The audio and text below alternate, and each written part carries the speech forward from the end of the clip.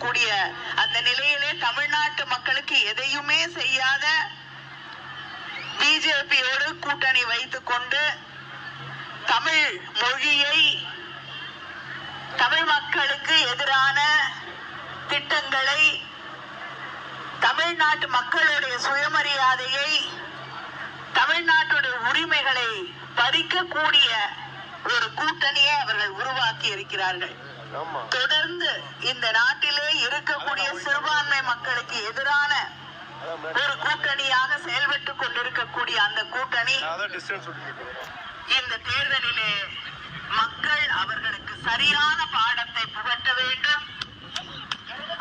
எடப்பாடி பழனிசாமி அவர்களுக்கு இந்த தேர்தலில் ஜெயிக்கிறதுக்கு வாய்ப்பே இல்லைன்னு தெரிஞ்சிருச்சு.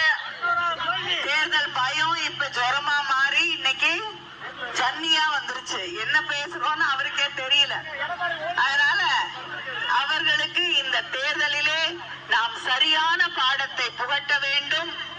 இந்த தேர்தலிலே இனிமேல தமிழ்நாட்டுல இது பெரியாருடைய மண், பேரறிஞர் அண்ணாவின் மண், பெருந்தலைவர் காமராஜர் அவர்களுடைய மண், தலைவர் கலைஞர் அவர்களுடைய மண் என்பதை அவர்களுக்கு புரிய வைக்க வேண்டும். இந்த மண்ணில் அவங்களுக்கு ஒரு பிடி மண் கூட கிடைக்காது என்பதை இந்த தேர்தலின் வழியாக அவர்களுக்கு சொல்லி தர வேண்டும்.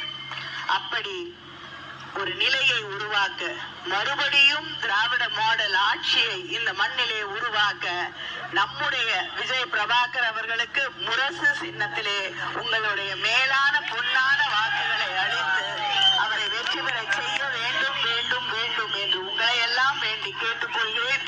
நம்முடைய கேப்டன் அவர்களுடைய மகனுக்கு முரசு சின்னத்திலே வாக்களித்து அவரை வெற்றி பெற செய்ய வேண்டும் வேண்டும். வணக்கம்.